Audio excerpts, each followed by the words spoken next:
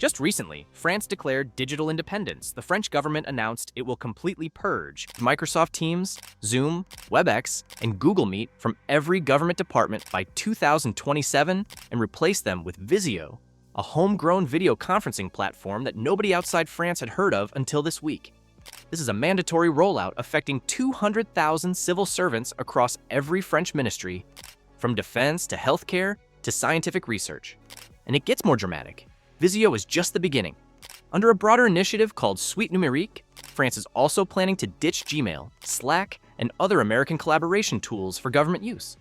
The stated goal, according to David Amiel, France's Minister for Civil Service and State Reform, is to end the use of non-European solutions and guarantee the security and confidentiality of public electronic communications. The cost savings alone are projected at €1 million per year for every 100,000 users who stop paying for American software licenses. But money isn't the real story here. This is about power. This is about who controls the infrastructure running your government, who can access your data, and whether your country's most sensitive communications live on servers you control or servers subject to foreign laws. France just fired a shot across the bow of American tech dominance, and if other European nations follow, Microsoft, Google, and Zoom are staring down a multi-billion-dollar problem. The French government, like most governments worldwide, adopted these tools rapidly during COVID-19 when remote work became mandatory overnight. By 2021, French ministries were running on a patchwork of different American platforms. Some departments used Teams, others used Zoom, some used WebEx or Google Meet. From Microsoft's perspective, this was a success story, government clients generating reliable subscription revenue. From France's perspective, this created three massive problems. First, fragmentation. Different ministries using different platforms made interagency communication inefficient and frustrating. A researcher at the National Center for Scientific Research couldn't easily join a video call with someone at the Ministry of Defense if they were on different systems. Second, cost. Licensing fees for Teams, Zoom, and other commercial platforms add up quickly across hundreds of thousands of government employees. Third, and most important, sovereignty. Every video call, every screen share, every file transfer was running through American company infrastructure, subject to American laws, potentially accessible to American authorities whether France consented or not. The official narrative from Microsoft and Zoom has always emphasized security. Teams uses enterprise-grade encryption. Zoom implemented end-to-end encryption after initial security controversies. Both companies claim they protect user data and comply with GDPR, Europe's strict data protection regulation. Both companies offer European data centers, so government data stays within EU borders physically. On paper, these protections should satisfy security requirements. But European governments, particularly France, have concluded that physical data location doesn't solve the fundamental problem of jurisdictional control. Here's what changed the calculation for France and made this decision urgent rather than theoretical. In 2018, the United States passed the Cloud Act, legislation that allows American law enforcement to compel US-based companies to provide data stored anywhere in the world, even if that data belongs to non-US citizens and resides in European data centers. The law explicitly gives US authorities extraterritorial reach to demand information from Microsoft, Google, Zoom, or any American tech company, regardless of where the servers physically exist. For European governments, this created an impossible situation. Even if Microsoft stores French government video call data in French data centers, Microsoft itself is a US company subject to US jurisdiction. If US authorities issue a Cloud Act warrant demanding access to French government communications, Microsoft faces American legal consequences for refusing, regardless of what European privacy laws require. The European Union's General Data Protection Regulation, GDPR, explicitly prohibits transferring EU citizen data to jurisdictions without adequate protection. Article 48 of GDPR specifically states that decisions of courts or administrative authorities in third countries requiring data transfer are not enforceable unless based on international agreements, like mutual legal assistance treaties. The Cloud Act bypasses those safeguards entirely. Cybersecurity experts and European digital rights organizations analyzed the practical implications and found serious vulnerabilities that physical data centers don't solve.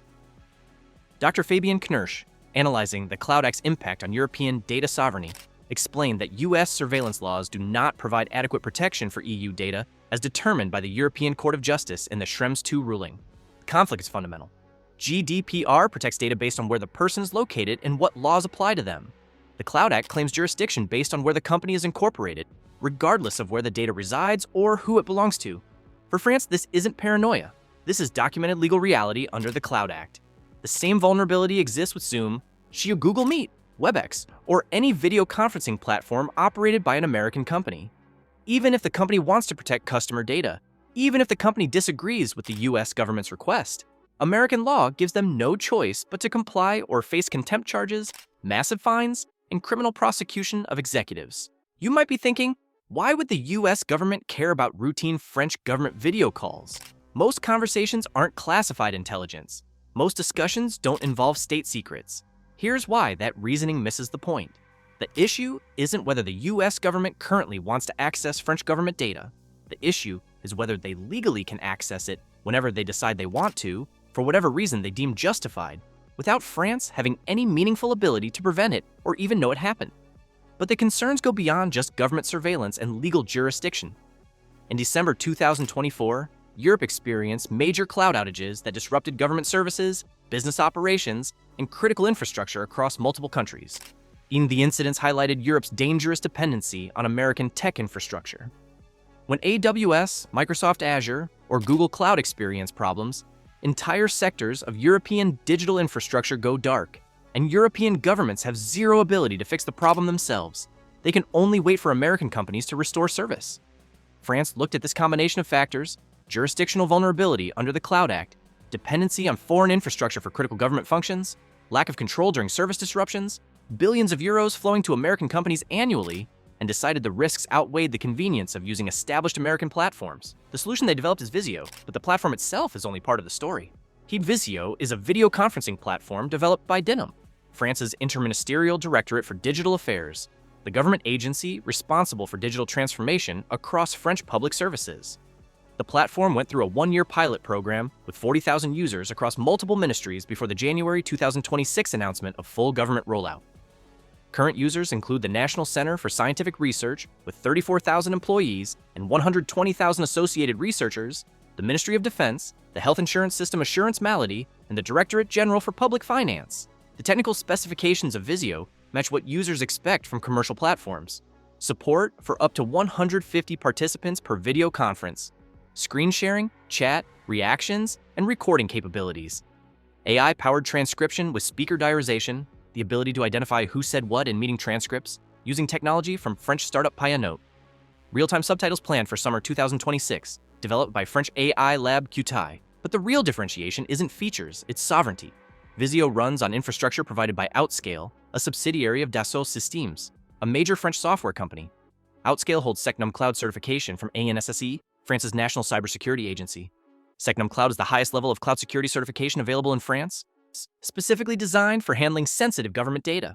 The certification guarantees that all data remains on French soil, processed and stored within France, subject exclusively to French and European Union law, completely outside US jurisdiction. American authorities cannot compel access through the Cloud Act because the company operating the infrastructure is French, not American. This is the crucial difference that American companies cannot replicate, regardless of where they locate data centers.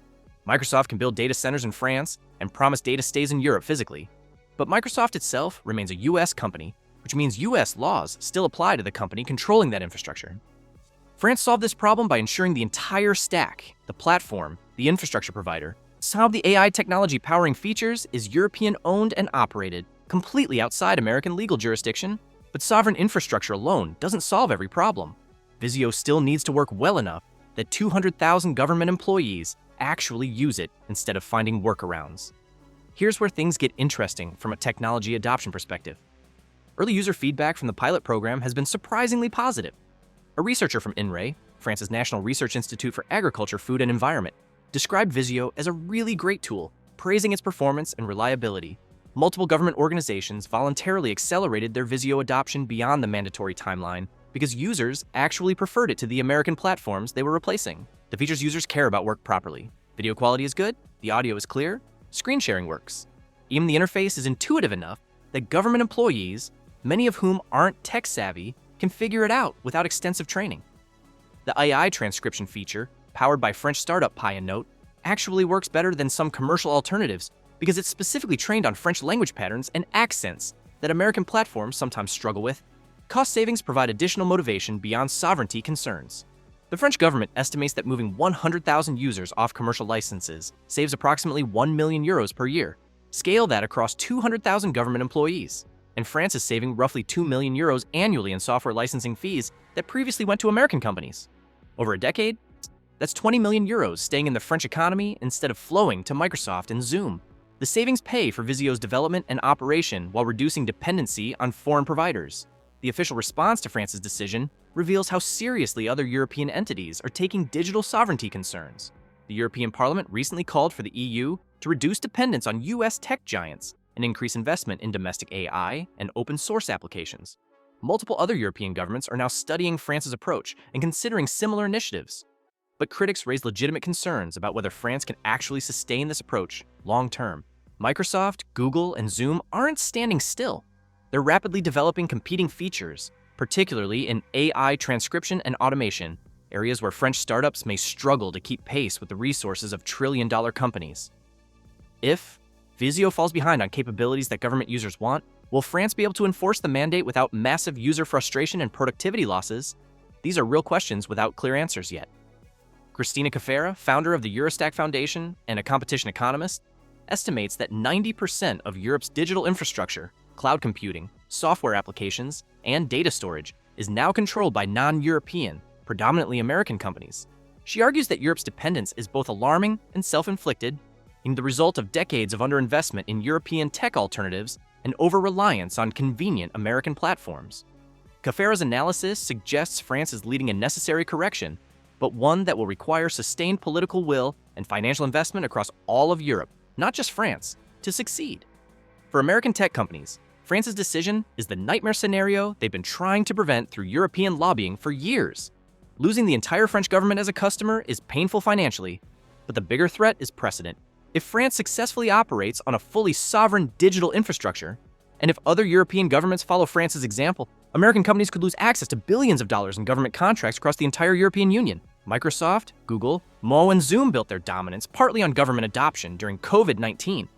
Losing that government foothold in Europe would be catastrophic for long-term market position. For other European nations watching France, this is a test case for whether digital sovereignty is achievable at scale or just expensive political posturing. For citizens concerned about privacy and surveillance, France's approach offers a model for how governments can actually implement digital sovereignty instead of just talking about it. The key lesson is that sovereignty requires controlling the entire stack. Hosting data in European data centers isn't enough if the company controlling that infrastructure is American. True sovereignty means European companies, subject to European law, operating infrastructure that American authorities have no legal reach over. Whether individual citizens can replicate this for personal use is a different question, but France proved it's technically and economically feasible at the government scale. The path forward has three possibilities. First, American companies adjust by creating truly independent European subsidiaries not subject to US law, though this might be legally or practically impossible under current frameworks. Second, European nations successfully build and sustain sovereign alternatives, permanently fragmenting the global tech market into regional spheres. Third, some negotiated compromise emerges where international agreements provide European governments legal assurances about American platform usage that satisfies sovereignty concerns. Whichever of these scenarios unfolds, it will determine whether global tech platforms can maintain unified worldwide operations or whether digital infrastructure inevitably fragments along geopolitical lines. Here's what matters for you personally, regardless of where you live.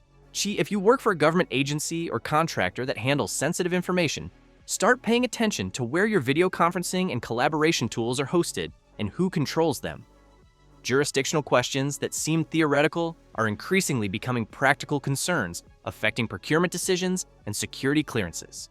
If you're a business operating internationally, particularly between the US and Europe, understand that tech platforms you take for granted might not be available or might require different solutions depending on which country your clients operate in. Fragmentation creates compliance complexity and operational challenges.